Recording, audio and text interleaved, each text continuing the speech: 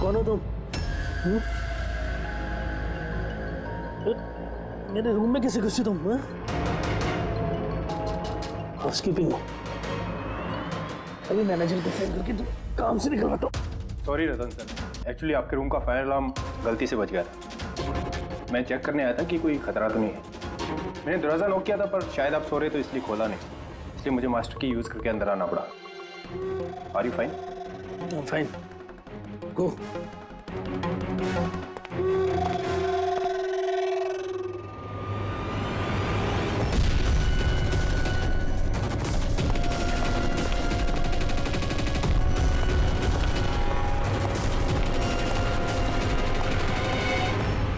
सोने के बाद भी सर दर्द क्यों रहा है? लगता है डबल शॉट कॉफी देनी पड़ेगी। हाँ लिशा, काम हो गया। Great job. अब फटाफट वहाँ से निकलो। होटल का एक्चुअल स्टाफ 5 मिनट में वहाँ आ जाएगा। हाँ ठीक है, मैं निकलता हूँ। बाय।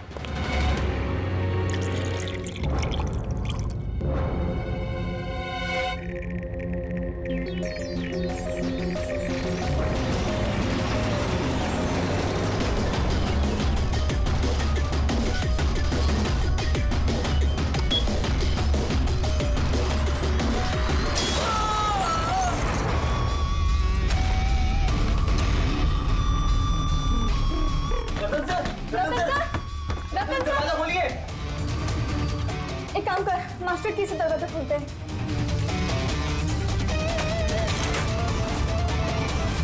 रतन sir, Ratan sir, Ratan sir!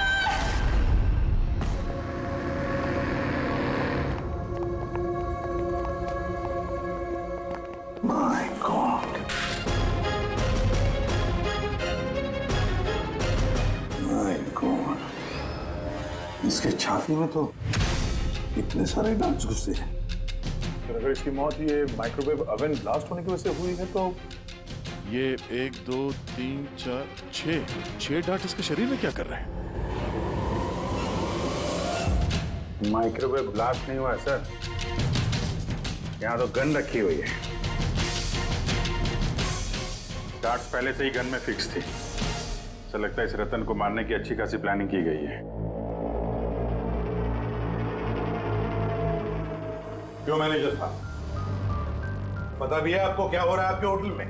आपके होटल के गेस्ट को किसी ने मारने की प्लानिंग की, माइक्रोवेव में ये डार्ट लगाकर। सर मैं खुद सरप्राइज हूँ कि ये सब क्या हो रहा है।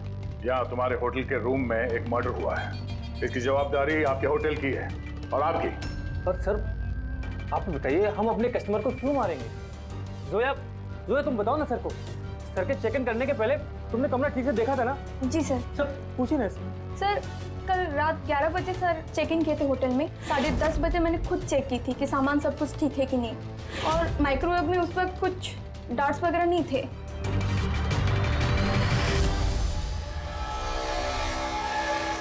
सर आधा खाया हुआ पिज्जा है सर। यार ये आपके यहाँ ये बाहर का खाना अलाउड है? सर अलाउड तो नहीं है, लेकिन रतन सर रेगुलर थे तो किसी स्टाफ ने अलाउ कर दिया होगा सर। या स्टाफ में कौन था जब ये पिज्जा कमरे के अंदर लाया गया? हा? क्या हुआ? हमारे सवाल शुरू हुए तो तुम्हारी जुबानें बंद हो गई?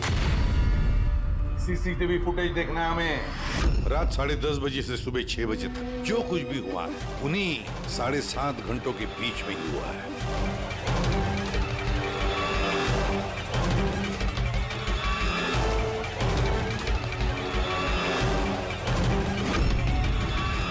जोया 10:30 बजे रतन जी के कमरे में गई और 11:15 बजे बाहर आई 15 मिनट में।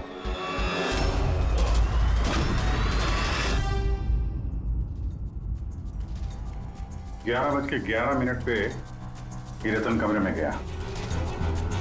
फॉरवर्ड करना सर।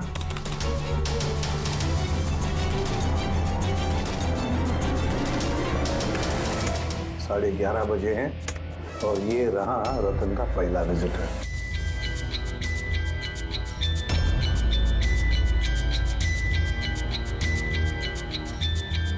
अरे 5 मिनट में बाहर भी आ गया। काफी गुस्से में भी लग रही है। है कौन है? सर ये अमित है, रतन सर के भाई। पहली बार आए थे होटल में। रतन जी तो मिलना भी नहीं चाहते थे इन्हें, पर इन्होंने जबरदस्ती करके रूम में घुस गए।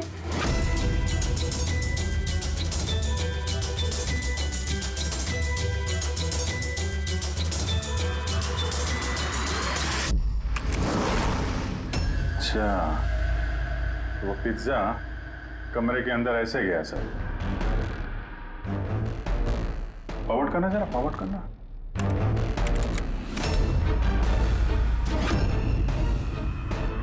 ये निकली, स्टॉप। 2 बजे।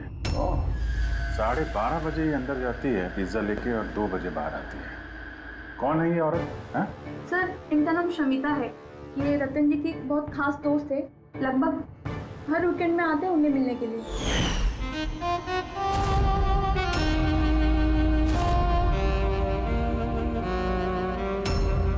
शमिता, खास दोस्त, रात के 12:30 बजे आती है पिज्जा लेकर। रतन को आखिरी कॉल किसी शमिता नाम की लड़की ने किया था और उससे पहले किसी अमित ने। सर। हाँ पंकज। एक सेकंड, ये पासपोर्ट देखिए सर। इस पे ये कैम्बी का वीजा लगा है। तो सर ये बॉम्बे से कैम्बी जाने का टिकट है। फोटो तो उसी की है, तो नाम रतन नहीं है, दिग्विजय कुमार।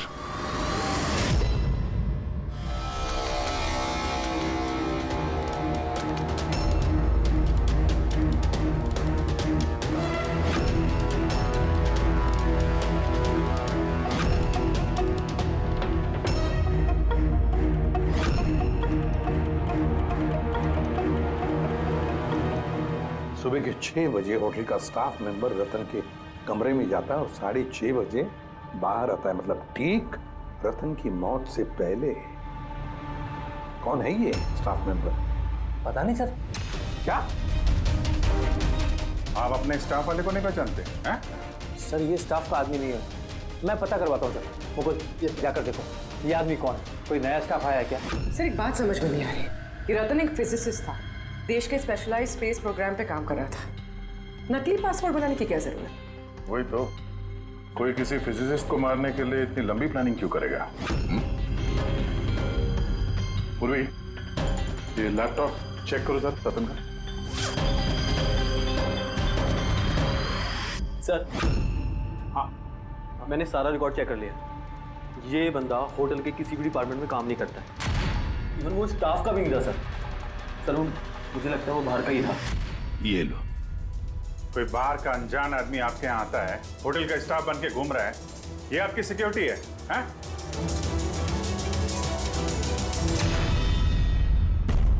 हाँ पूर्वी, कुछ मिला? हाँ सर, लैपटॉप हैक किया तो कुछ सीक्रेट फाइल्स मिली हैं। ये कुछ खुफिया इंफॉर्मेशन है, देश की सुरक्षा से कनेक्टेड। माय गॉड, ये क्या हुआ? सर ये खुफिया इंफॉर्मेशन रतन किसी को बेचना चाह रहा था। ये देखिए, इस डील से रिलेटेड मेल्स भेजे उसने किसी को। ये देखिए, ये सारे हैं। एग्जैक्टली ये खुफिया इन्फॉर्मेशन क्या है जो रतन बेचने वाला था?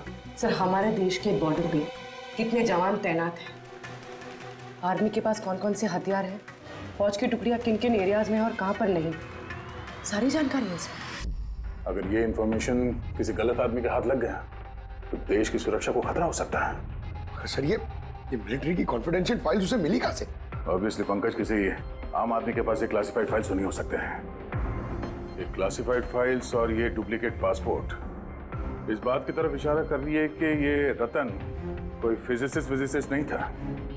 ये किसी दुश्मन देश का जासूस था जो अपना काम करने के बाद इस नकली पासपोर्ट के जरिए देश छोड़ के भागने वाला था हमेशा के लिए। ये तो एप्रन वगैरह निकाल के बाहर निकल गया सर। फोन पर भी बात कर रहा है। वो तो भाई पार्टनर हो बात। रेडी? होटल के बाहर के जितने भी सीसीटीवी कैमराज हैं सबकी फुटेज चेक करो।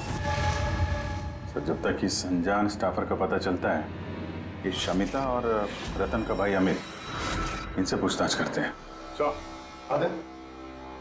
सर ये रतन शायद फिजिसिस्ट नहीं था, दुश्मन देश का जासूस था सर। जासूस? हाँ सर, हमें उसके बैग से ये नकली पासपोर्ट मिला। उसके लैपटॉप में ये खुफिया फाइल्स है सर, ये देखिए।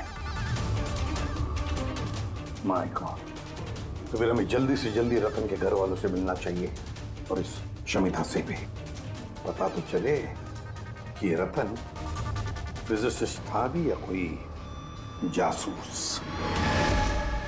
एक तो अभी मेरे पति का खून हुआ है और अब सीआईडी वाले उन पर देर से गद्दारी का इल्जाम लगा रहे हैं।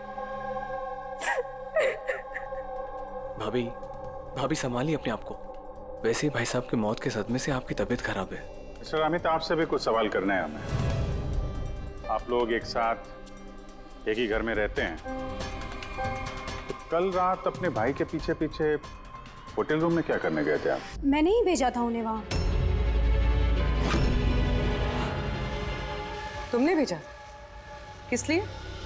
क्योंकि रतन भाई साहब पूरी प्रॉपर्टी अपने नाम करके हमें घर से निकालना चाहते थे।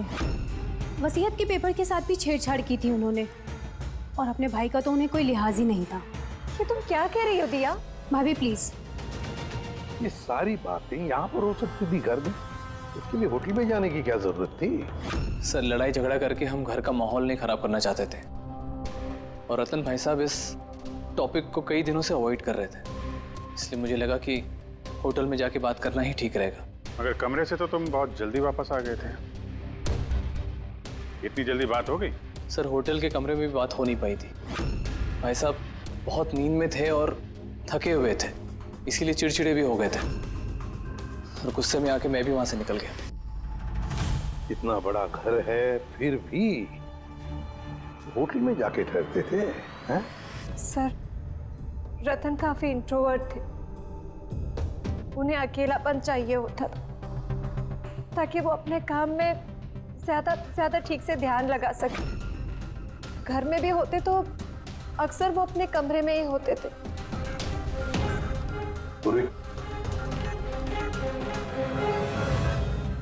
उन्हें जब कभी ज्यादा डिस्टरबेंस महसूस होता था तो वो अक्सर होटल में जाया करते थे।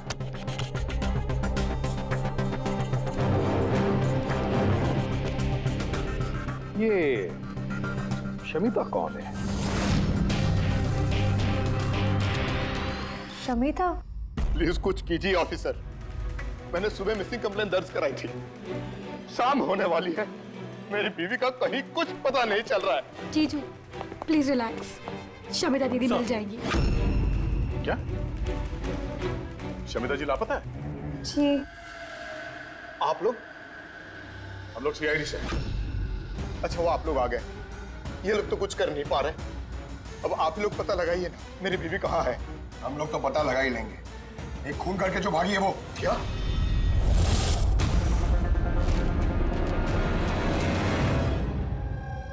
कहने के लिए तो रतन मेरे पति थे, लेकिन मैं उनके बारे में कुछ नहीं जानती थी। वो मुझसे कुछ भी शेयर नहीं करते थे। उनकी जिंदगी के हर पन्ने मेरे लिए राज से कम नहीं था। ये शमिता कौन है मैं कुछ नहीं जानती, मैंने ये नाम भी नहीं सुना। यहाँ तक कि वो क्या करते हैं, क्या काम करते हैं, मुझे कुछ नहीं पता। ये है उस होटल कॉरिडोर की फुटेज। कल घर से कहाँ जाने के लिए निकली थी शमिता? अब घर से तो ऑफिस के लिए ही निकली थी, मगर ऑफिस से निकलने के बाद कहाँ गई कुछ पता नहीं चल रहा है। अच्छा, कल डिनर में क्या खाया था रतन ने? प्लेन चीज पिज्जा।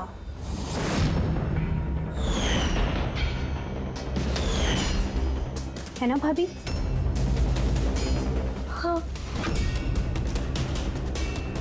प्लेन चीज पिज्जा, कमाल है अभिजीत, होटल में भी पिज्जा और घर में भी पिज्जा। भाई साहब ने होटल में भी पिज्जा खाया था? वही पिज्जा जो शमिता लेकर आई थी। किडनैपर्स का फोन आया था? शमिता को किडनैप करना इतना आसान नहीं है। आईबी विंग में काम करती है वो, हर तरह से ट्रेंड है हर खतरे से निपटने के लिए। आईबी? आप अपने दीदी का कमरा दिखाइए जरा।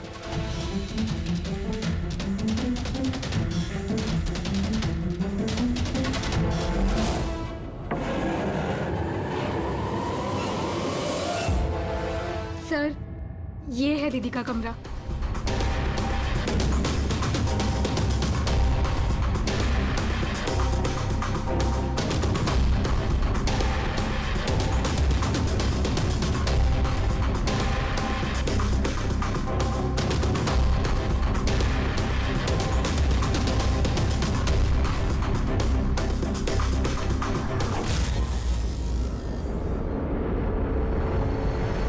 सर, सर यहाँ आइए प्लीज।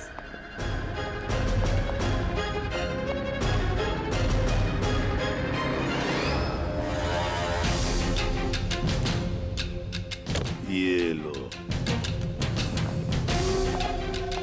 कमरे के अंदर कमरा। सर इधर आइए। ये कंप्यूटर हैक हुआ है सर। एक काम करो, पूरे घर की तलाशी लो। गाड़ियां, विग्स, ओहो, प्रोस्थेटिक्स। अभिजीत, देखा है सर? हाँ सर। और ये लॉकर में क्लासिफाइड फाइल्स। लगता है काफी समय से जासूसी चल रही है इसकी। सिर्फ इतना ही नहीं सर, कोई तो है जो रतन पे नजर रखे हुए था। उसकी कंप्यूटर की एक एक एक्टिविटी को मॉनिटर कर रहा था। ये कंप्यूटर हैक है। कौन हैकर है पता लगा?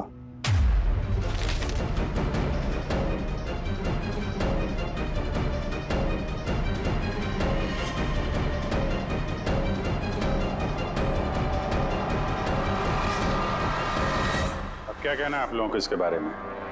एक ही छत के नीचे रहते थे आप लोग रतन के साथ,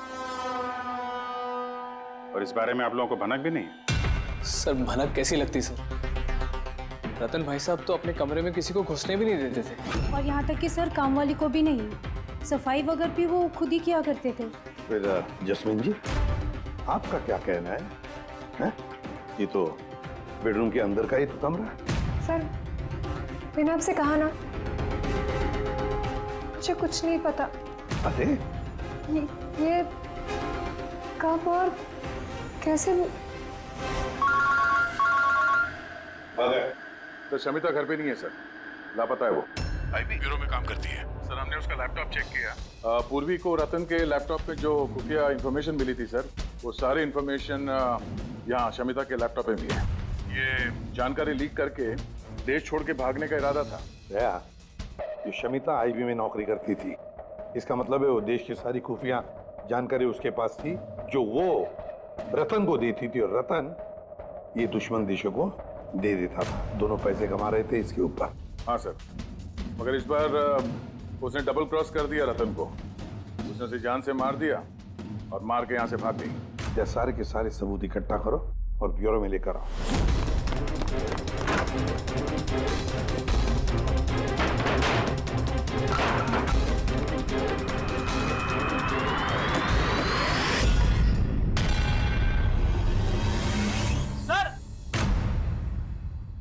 सर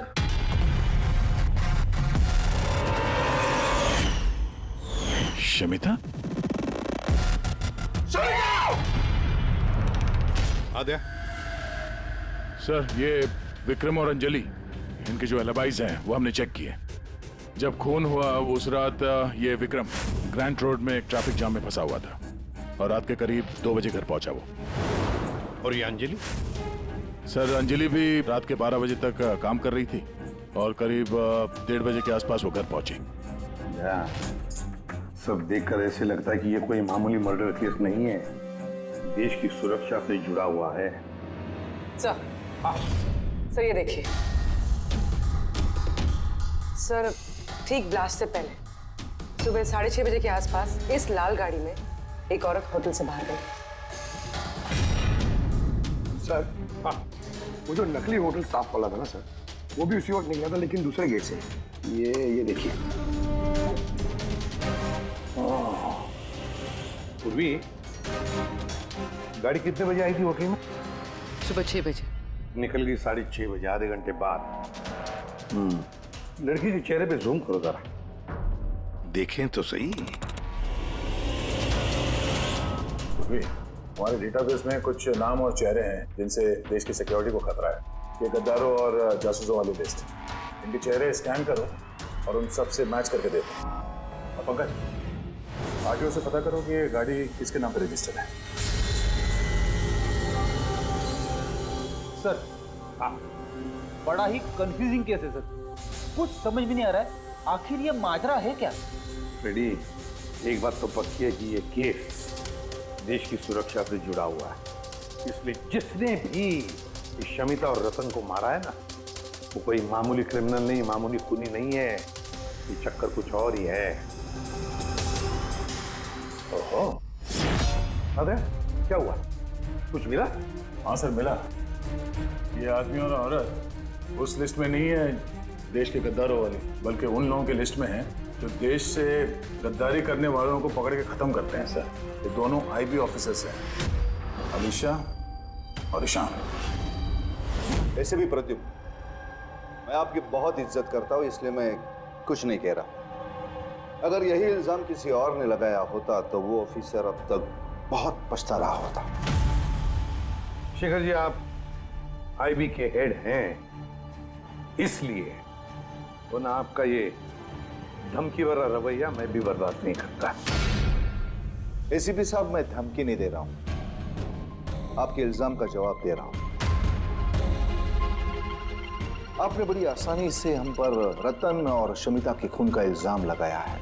क्या आपको लगता है कि वो देश के गद्दार थे और इसीलिए हमने उनको मार डाला?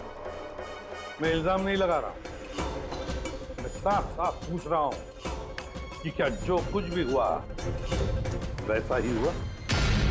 देखिए सर, हम लोगों को पता है कि आप लोग जानते थे कि ये दोनों देश के सुरक्षा से संबंधित कुछ खास जानकारी दुश्मनों को बेचने वाले थे।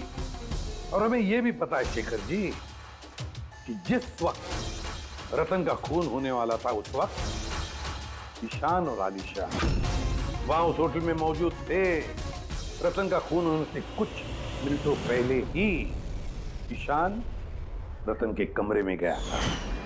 शमिता रतन के कमरे में पिज्जा लेकर गई थी, एक ऐसा पिज्जा शायद जिसमें बेहोशी की दवाई थी।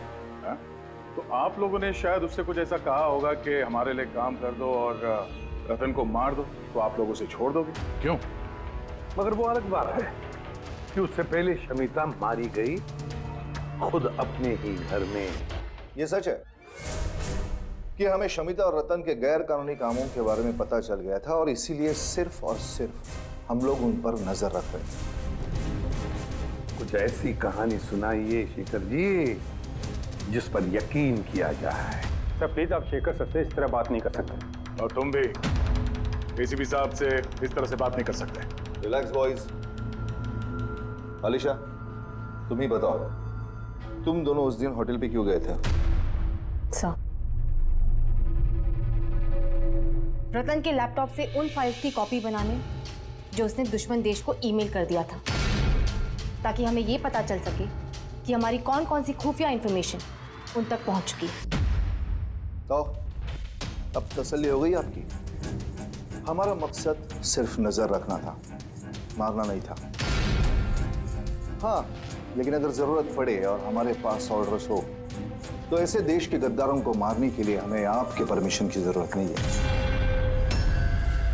सर फिलहाल तो टेंशन वाली बात यह है कि जिस किसी ने उन दोनों को मारा है तो उसके हाथ देश की खुफिया जानकारी लगी होगी। वो ये जानकारी जिसे मर्जी दे सकता है, दुश्मनों को, आतंकवादियों को या किसी और को भी। हाँ, अगर हमें वो इंसान मिल गया जिसने उन दोनों को मारा है और जिसके पास देश की खुफिया जानकारी है, तो हम उसे मारने में भी हिचकिचाएंगे नहीं। और हमें पूरा यकीन है कि आईबी के पहुंचने से पहले सीआईडी उस तक पहुंच जाएगी। एसीपी प्रद्युम्न, अपने ऑफिसर को समझाइए ये वक्त एक दूसरे को चुनौती देने का नहीं है, बल्कि मिलकर साथ काम करने का है। शेखर जी, देश की चिंता जितनी आप लोगों को है ना, उतनी चिंता हम सीआईडी वालों को भी है। लेकिन एक बात अच्छी तरह से याद रखना, जब तक ये मर्डर सुलझा नहीं जाता तब तक आप उस गद्दार तक पहुंच नहीं सकते। शमिता ने वो खास जानकारी लीक करके रतन को दी और रतन वो इंफॉर्मेशन किसी को बेचने वाला था। मगर इससे पहले कि रतन अपनी गद्दारी का काम पूरा कर ले। किसी ने शमिता को रतन के खून के प्लान में हिस्सा बना दिया। और अब अगर वो ईशान नहीं है तो जो कोई भी है सर, उसे जल्द से जल्द ढूंढना होगा। ये उसी ने शमिता को भी मारा है। हाँ, बोलता हूं क्या क्या सारुण के? अब क्या नया चक्कर है तेरा? क्यों? जब हम लोगों ने अपनी आंखों से उस सीसीटीवी फुटेज में देखा है कि रात के 12:30 बजे शमिता वहां होटल के कॉरिडोर में थी, तो तू कह रहा है कि वो शमिता नहीं थी। कौन हो सकता है? रतन की मौत कैसे हुई? रतन की मौत हुई जहर की वजह से। वो डार्ट जो हमें रतन की बॉडी में से मिला है, उस पर इतना जबरदस्त जहर लगा हुआ था कि सेकंड्स में ही रतन की मौत हो गई। और सर पॉइंट नंबर 2, इस माइक्रोवेव में डार्ट फिक्स करने के लिए खूनी को पूरा टाइम मिला होगा, क्योंकि ये नशीला पिज्जा खाने की वजह से वो बेहोशी की हालत में पड़ा होगा। बस जो नशीली दवाई हमें पिज्जा में मिली है, उसी नशीली दवाई के ट्रेसेस हमें रतन के पेट में से। हाँ, अभी पूरे इंग्रेडिएंट्स को अच्छी तरह से चेक नहीं कर पाया हूँ, लेकिन यार सामने मैंने सब कुछ मान लिया, बस सब कुछ मान लिया, लेकिन पहले ये बता, इन सारी चीजों का शमिता के वहां होटल में ना होने से क्या कनेक्शन? बता रहा हूँ, वही बता रहा हूँ बॉस। शमिता डायबिटीज की पेशेंट थी, शक्कर की बीमारी। शमिता की मौत हुई है किसी मिलावट वाले इंसुलिन के इंजेक्शन की वजह से। और सबसे इंपॉर्टेंट बात, शमिता का मौत का टाइम है रात को 10 से 12 के बीच का। क्या? एग्जैक्टली। तो 12 बजे तक अगर वो मर चुकी थी, फिर 12:30 बजे वो हमें होटल में कैसे दिख सकती है? तो अगर शमिता ने रतन को नहीं मारा और अमित, ईशान और अलीशा ने भी नहीं मारा, तो फिर रतन को मारा किसने? और फिर वो फुटेज में जो औरत हमने देखी थी, अगर वो शमिता नहीं थी तो फिर कौन थी? शमिता। एसीपी साहब, आप शायद नहीं जानते कि मैं कितनी बड़ी टेंशन में हूं। अगर वो खूनी नहीं पकड़ा गया जिसने रतन और शमिता को मारा है, तो देश कितनी बड़ी मुसीबत में फंस सकता है, ये आप नहीं जानते। मैं अच्छी तरह से जानता हूँ शेखर जी, बहुत अच्छी तरह से जानता हूँ, लेकिन एक बात अच्छी तरह से याद रखिए, हम देश पर कोई भी आंच आने नहीं देंगे। उससे पहले ही हम खूनी को पकड़ लेंगे। सर, वो खूनी की आइडेंटिटी हमें वो ईमेल से मिल सकती है सर, जो रतन और शमिता ने एक दूसरे को भेजा है। अब कैसे? मुझे तो ये भी लगता है कि जरूर कोई आसपास वाला ही है, जिसे शमिता और रतन इन दोनों की छोटी से छोटी आदतों के बारे में पूरी जानकारी थी। हाँ सर, जैसे कि सुबह उठते ही रतन का माइक्रोवेव में कॉफी बनाना और शमिता को इंसुलिन के इंजेक्शन पहुंचा देना, वो तो कोई पास वाला ही आदमी कर सकता है। और खूनी को ये भी पता था कि ये अंजलि और विक्रम रात 1 बजे से पहले घर आने वाले नहीं है। आखिर खूनी कौन हो सकता है सर? सर, एक बात समझ में नहीं आ रही सर। ये रतन और शमिता एक दूसरे को 2 सालों से जानते हैं, मगर गद्दारी करने का इन्होंने ये 3 हफ्ते पहले ही सोचा, ऐसे अचानक? हाँ सर, बात थोड़ी अजीब तो है। इन 3 हफ्तों के पहले इनका कोई रिकॉर्ड तो नहीं रहा खुफिया खबर के एक्सचेंज को लेकर। इस सबका इस तीसरे गद्दार से क्या लेना देना? We are running out of time. हाँ सर, हमने सारे सुरागों के ताले खोल दिए, लेकिन हमें वो दरवाजा नहीं मिल रहा जो हमें तीसरे जासूस तक ले जा सके। तीसरा दरवाजा है, ये तीसरा दरवाजा हमें उस जासूस तक ले जाएगा। कौन सा? उस दरवाजे का नाम है पिज्जा। पिज्जा, वो औरत जो बड़े बड़े काले चश्मे और घुंघराले बाल का विग पहनकर घूमती है ना, शमिता बनकर, उसने उस दिन पिज्जा लाया बाहर से होटल के अंदर। और उसने ऐसा इसलिए किया क्योंकि उसे वो नशीली दवाई मिलानी थी पिज्जा में। अगर होटल में ऑर्डर करती तो उसे मौका नहीं मिलता और ना ही वक्त मिलता वो नशीली दवाई पिज्जा में मिलाने के लिए। और होटल वालों ने कुछ नहीं बोला क्योंकि वो लोग उसे जानते थे। दया, होटल दे रॉयल के आसपास इस पिज़्ज़ालो ब्रांड के पिज्जा की कितनी दुकानें हैं पता लगाते हैं, सब कुछ साफ हो जाएगा।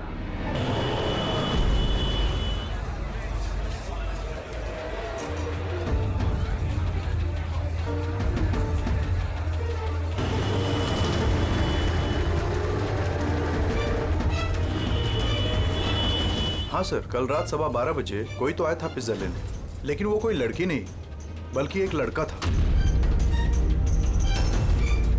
इन दोनों में से कोई था? हाँ सर, यही था वो। विक्रम?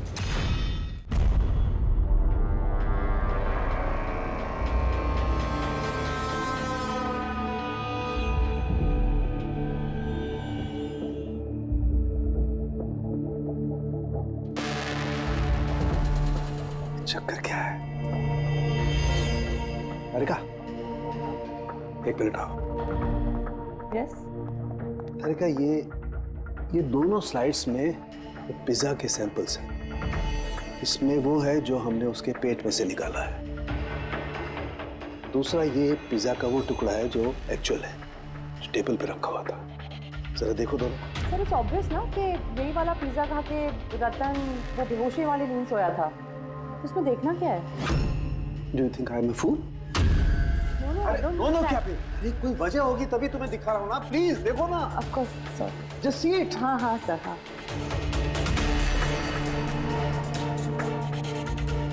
Wait.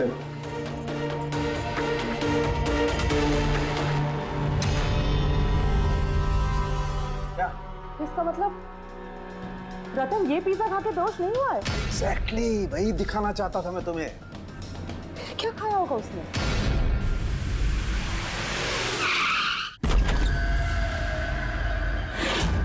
विक्रम,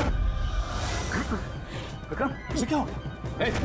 विक्रम, जल्दी एम्बुलेंस को फोन करो। ये किस चीज की तरफ इशारा कर रहा है? फोन पे? हाँ, क्या है इस फोन में? 5 मिनट में एम्बुलेंस आ रही है। Good good good. शमिता और रतन सामने। सर फोटो देखी तो लग रहा है कि लोग एक दूसरे को बहुत प्यार करते हैं। 1 महीने पुराना फोटो। दोनों प्यार करते थे या जासूस थे?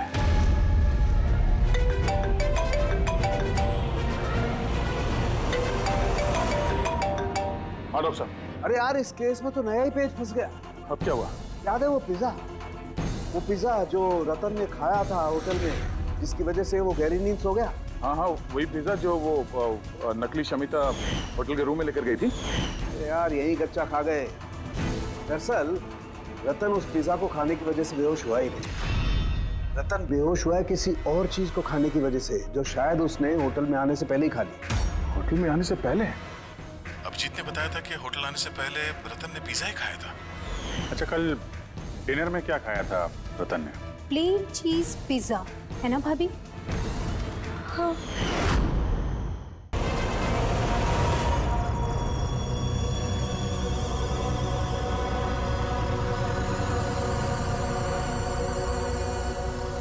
जैस्मिन, तुम यहाँ क्या कर रही हो? इन लोगों ने मुझे कुछ इन्फॉर्मेशन लाने के लिए कहा। मुझे कुछ पता ही नहीं उस इन्फॉर्मेशन के बारे में। इन्होंने कहा कि अगर मैं नहीं आई तो ये लोग मुझे जान से मार देंगी, इसलिए मैं यहाँ आई हूँ। वो कौन तुम लोग? हम तीनों को यहाँ धोखे से बुलाने का मतलब? देश के साथ धोखा ना हो, इसलिए हमें कभी कभी मुजरिमों के साथ धोखा करना पड़ता है। आई बी विंक। आप लोग वही है ना जिन्होंने रतन भैया को मारा था? रतन को किसने मारा और किसने नहीं, इसकी सच्चाई जल्द सामने आ जाएगी। लेकिन दिया, अमित, एक और सच्चाई आना बाकी है। वो क्या? वो ये कि तुम दोनों को ये पता होना चाहिए कि तुम एक देश के गद्दार के साथ रह रहे हो, है ना जैस्मिन?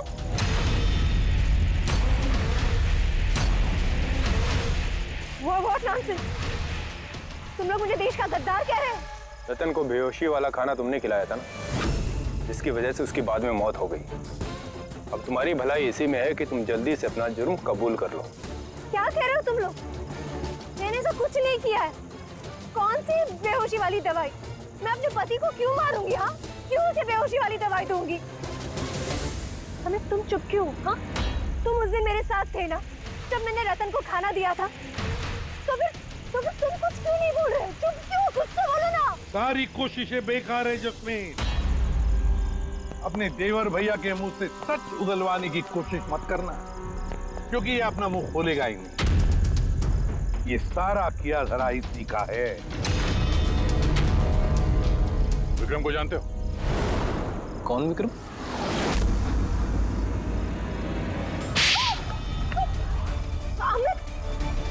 आप लोग इस तरफ आइए। वही विक्रम जिसे शमिता और रतन के एक्स्ट्रा मैरिटल अफेयर्स के बारे में तुमने जानकारी दी थी और कुछ फोटो भी भेजे थे हेलो मैसेंजर पे। ये देखो डिस्प्ले पिक्चर में तुम्हारा चेहरा है, कुछ याद है? ये क्या? शमिता और रतन के फोटोग्राफ्स विक्रम को हेलो मैसेंजर ऐप से जैस्मिन ने किसी और ने भेजा है। अमित, देश को नुकसान पहुंचाने का मेरा कोई इरादा नहीं था सर।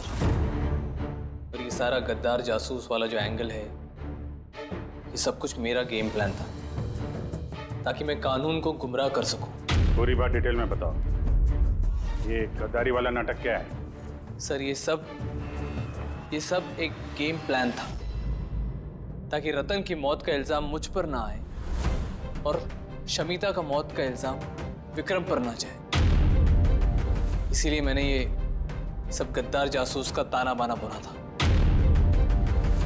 तो रतन को मारना क्यों चाहते थे तुम? हाँ?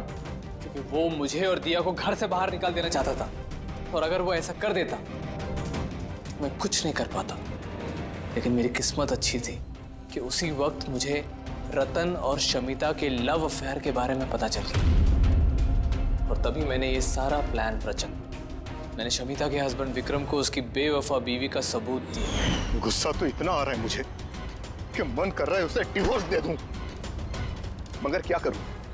इसमें मेरा ही नुकसान है। अगर उसने मुझे छोड़ दिया ना तो मैं खुद ही सड़क पे आ जाऊंगा।